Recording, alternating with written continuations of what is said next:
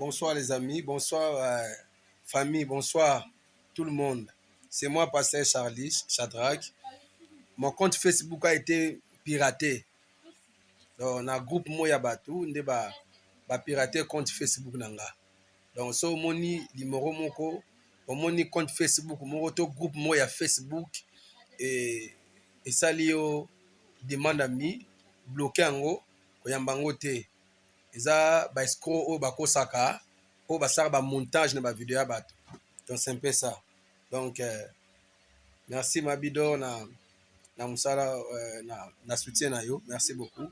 Donc eza Facebook moko piraté vraiment et bloqué ango. Si vous pouvez vous la Facebook signaler na kombo wana ya Charlie Kisala ou signaler après au signaler Facebook et bah pirater compte Facebook. Merci beaucoup.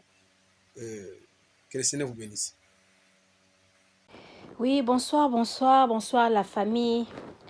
Wabino ndeko Mama Bijou. Mama Bijou na eko sala kaka moi annonce moko mukie.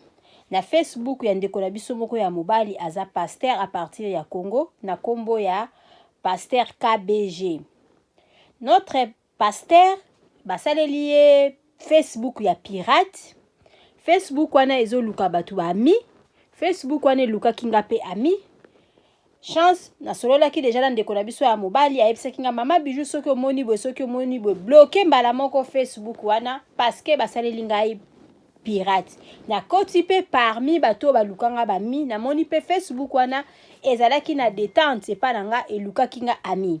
En tout cas yango na eko ebisa bino bandeko monde oyo mokili eza ya kobeba eza ya bato mususu basalelaka ba Facebook na bango na ndenge ya malamu pona kopesa information.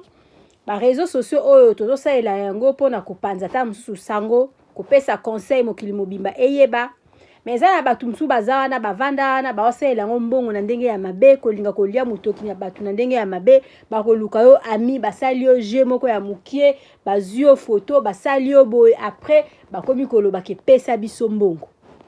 La plupart pe bapesa ba mbongo te mais batikara pe ka te bango pe ka bazo continuer yango na biso to fungola misu tozalaka ekenge mutu abenga on appel vidéo te mutu abenga yo na appel te komelanga message ngana répondre to yambaka ba vidéo ya batu te surtout ya ba messenger wana ezali vraiment o baloboka gefer li ezali mabe ndeko na biso ya mobali basaleli pirate na Facebook moko bakomi Charlie Kiala bakomi Charlie Kisala bakomi Charlie Kisala bozo mona profil bakomi Charlie Kisala. En tout cas vraiment bandeko na ngala mawa ya nzambe soki bomoni pona kosunga ndeko na biso pasteur na biso na kombo ya KBG soki bomoni omoni Facebook na kombo ya Charlie Kisala elukio ami bloqué yango signaler yango ke Facebook wana eza Facebook ya mabe pona ko sunga ndeko na biso image na ye ebeba te.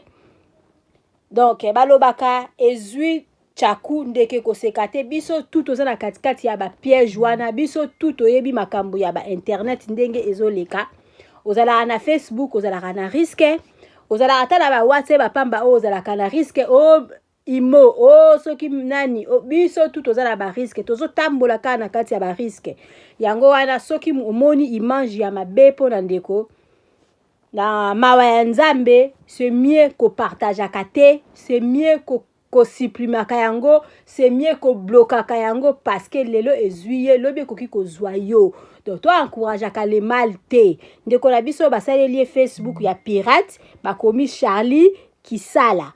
En tout cas vraiment na mawa ya nzambe na bolingo nyoso tout soki omoni balukio ami bakomi Charlie Kisala azoluka yo ami donc kozwa yango te parce que c'est pas pasteur KBG yango wala Mama Bijou na yeko sala bino annonce oyo na mawa ya nzambe vraiment na sengi bino Facebook obo yambango amite et puis eza eloko moko te ke soki ekomeli na maboko kozwa yango kopartage yango toza na monde ya mabe toza na monde oyo baninga mosusu balingi kaka baétouffe baninga mosusu toza na monde oyo bazosalela baninga bamontage toza na monde oyo bazolinga kobebisela baninga baréputation mama Bijou alobaka baloba wana mabe ekutamela yo te mama Bijou alobaka vérité eyaka nango malembe ekomaka nango lokute eyaka rapide suka bakanga yango kaka donc vraiment mama Bijou alobi Facebook on a kombo ya Charlie Kisala to yamba yango te na mawa ya nzambe soki alukio ami bloqué direct il s'agit à